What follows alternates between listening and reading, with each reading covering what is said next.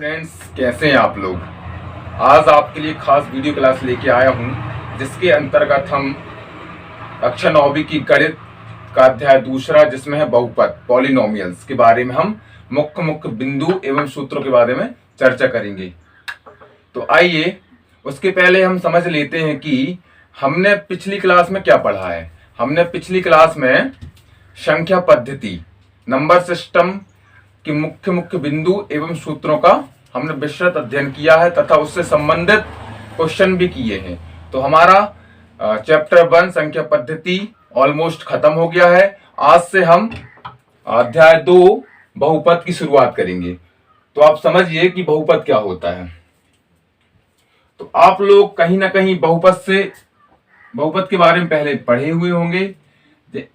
आपने सर्वसमीका के बारे में पिछली क्लास में पढ़ा है। सर्वसमीका जैसे कि x प्लस वाई पूरे का वर्ग बराबर x का वर्ग धन 2xy धन y का वर्ग, या x माइनस वाई पूरे का वर्ग बराबर x का वर्ग माइनस 2xy प्लस y का वर्ग। आपने इन सर्व समीकाओं के प्रयोग से आपने गुणनखंड किए होंगे, लेकिन हम कक्षा 9वीं में बहुपद में सर्व समीकरण का उपयोग होने वाला है। आप समझिए कि बहुपद क्या होता है। बहुपद ऐसा बीजीय व्यंजक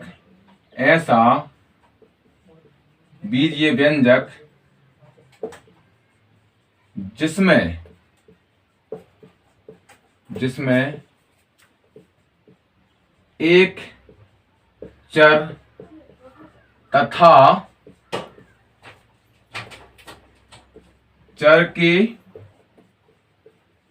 गुणांक एवं घात और अचर पद होते हैं।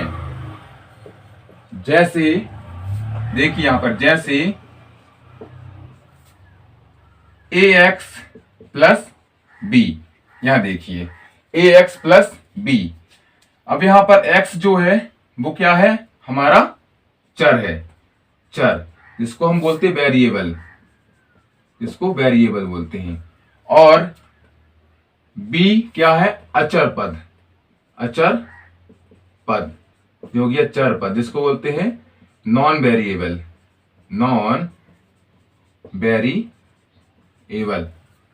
अब देखिए x का गुणांक क्या है, a है, जे गुणांक है। यहां देखिए x चर पद है, इसके साथ में a है, हम इसको बोलेंगे x का गुणांक।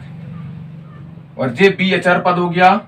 और आप देखिए कि चर पद x है, इसकी घात कितनी है, 1 है। तो यहां पर आप समझ पाएंगे, यहां पर चर भी है, चर पद के गुणांक भी हैं, अचर पद भी है और चर पद की घात भी है। ठीक है ना। तो ऐसे एक्सप्रेशन को, ऐसे व्यंजक को हम क्या बोलते हैं, बहुपद बोलते हैं। इसको हम बोल देंगे रैखिक बहुपद। इसको क्या बोल देंगे हम, रैखिक बहुपद, या एक घात वाला बहुपद।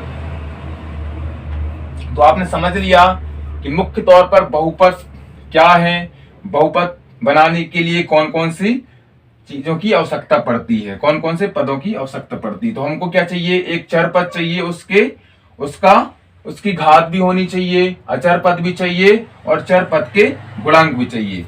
लेकिन यहां पर आप नोट करें, जो हमारा चर पद x है, इसका गुणांक a है। तो कभी भी जो हमारा a है ना, वो 0 नहीं होना चाहिए, a नॉट इक्वल टू 0। यहां याद रखना आप कि जो हमारा ax प्लस b व्यंजक है और इस चर पद का गुणांक a है, जो कभी भी 0 नहीं होना चाहिए। ओके। और जो हमारा a b है ना, a b कोई भी वास्तविक संख्या है, कोई भी वास्तविक संख्या हो सकती, संख्याएं हैं। ए भी क्या है, कोई भी वास्तविक संख्याएं। तो हमने बहुपद समझा कि बहुपद क्या, बहुपद के लिए कौन कौन से चीजों की आवश्यकता पड़ती है, हम कैसे उसको एल्जेब्रिक एक्सप्रेशन में लिख सकते हैं, बीजगणितीय एक्सप्रेशन व्यंजक में ऐसे लिखेंगे तो इसको हम बोलेंगे रैखिक बहुपद, या इसकी घात एक है तो एक घात वाला बहुपद बोल देंगे। अब हम देखेंगे बहुपद के प्रकार। आप देखिए, अब हम देखेंगे बहुपद के प्रकार। तो बहुपद के प्रकार में दो प्रकार के होते, एक तो घात के आधार पर, एक पद के आधार पर। बहुपद में एक तो घात के आधार पर और पद के आधार पर। देखिए बहुपद के प्रकार, बहुपद के प्रकार समझिए इस चीज को। हम डायग्राम के माध्यम से समझते हैं कि बहुपद के कितने प्रकार होते हैं। दो प्रकार होते हैं। पहला, घात के आधार पर। दूसरा क्या होता है, पद के आधार पर। अब पहले हम घात के आधार पर समझते हैं एग्जाम्पल के थ्रू। देखिए हमने पहला क्या माना था, ax प्लस बी। और बहुपद होने के लिए क्या शर्त जरूरी है कि एक चर हो, है, अचर है, और चर की घात भी होना चाहिए, है, और चर के गुणांक भी होना चाहिए। देखिए यहां पर सब लिखा है।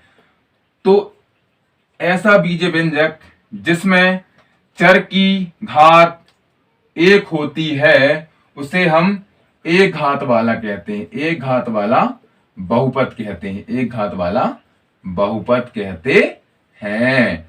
अब आगे देखिए आप दूसरा, ax की घात 2 धन bx धन c। आप यहां देख पा रहे हैं कि ax की घात 2 धन bx धन c। यहां चर क्या हमारा x, इसकी कितनी घात है 2, इसलिए इसको बोल देंगे द्विघात वाला, द्विघात बहुपद। अब और देखिए आगे तीसरा, ax की घात 3 धन bx की घात 2 धन cx धन d। अब आप यहां देखिए कि इसकी घात कितनी है 3, 2 भी है 1 भी है, लेकिन हमको अधिकतम घात देखनी है। अधिकतम कितनी है 3 है, इसलिए इसको बोल देंगे त्रिघात वाला, त्रिघात वाला बहुपद। आप समझिए, आप जैसे जैसे इस x की घात को बढ़ाते जाएंगे वैसे वैसे बहुपद की संख्या मतलब संख्या भी बढ़ती जाएगी, उसकी घात बढ़ेगी, उसका नाम भी बढ़ता जाएगा। जैसे कि 4 हो गया तो चतुर्थ घात वाला, 5 हो गया तो 5 घात वाला, 100 हो गया तो 100 घात वाला, ऐसे हम बढ़ाते जाएंगे अपरिमित रूप तक। ठीक है ना, लिमिट नहीं है। आप 1000 घात वाला बहुपद लिख सकते हैं, 10,000 घात वाला बहुपद बना सकते हैं, ऐसे बनता चला जाता है। ठीक है, हमने घात के आधार पर बहुपद देख लिया। अब हम समझते हैं पद के आधार पर बहुपद। देखिए पद के आधार पर बहुपद, पहला एग्जाम्पल लेते हैं, जैसे कि ax। आप यहां देखिए कि चर भी है, उसका अचर, जी देखिए अचर गुणांक है ना जी, उसकी घात 1 है। इसमें कितने पद दिख रहे हैं, 1 पद दिख रहे हैं। ठीक है ना, क्योंकि जो एक रियल नंबर है a 1 भी हो सकता, 2 भी हो सकता, 3 भी हो सकता है। यहां देखिए ax क्या दिख रहा है हमको, इसमें 1 पद दिख रहा है, तो इसको हम बोल देंगे एक पदीय वाला व्यंजक, एक पद वाला या एक पदीय। दूसरा देखिए ax प्लस b, यहां पद की संख्या देखो, एक पद j है, एक पद j है, तो इसको बोल देंगे द्विपदीय वाला बहुपद। क्या बोल देंगे इसको, 2 पद वाला बहुपद या द्विपदीय वाला। तीसरा देखिए ax square plus bx plus c। अब यहां देखिए बहुपद, 1 पद, 2 पद, 3 पद। ठीक है ना, इसको बोल देंगे 3 पद वाला या त्रिपदी, 3 पद वाला। अब आगे हम ऐसे बढ़ाते चले जाएंगे, ax की घात 3 धन bx की घात 2 धन cx धन d। बराबर, देखिए आप, एक पद, दो पद, तीन पद, चार पद, तो यहां पर कितने पद हैं? चार पद। तो हम बोल देंगे चार पद वाला बहुपद। ऐसे ही हम इन बीजीय व्यंजक में पदों की संख्या बढ़ाते जाएंगे तो उन पद के अनुसार हमको बहुपद के प्रकार मिलते जाएंगे। तो हमने देख लिया कि बहुपद के प्रकार घात के आधार पर ये देख लिया, हमने पद के आधार पर भी देख लिया। अब हमको देखना है कि बहुपद के शून्यक क्या होते हैं। बहुपद के शून्यांक,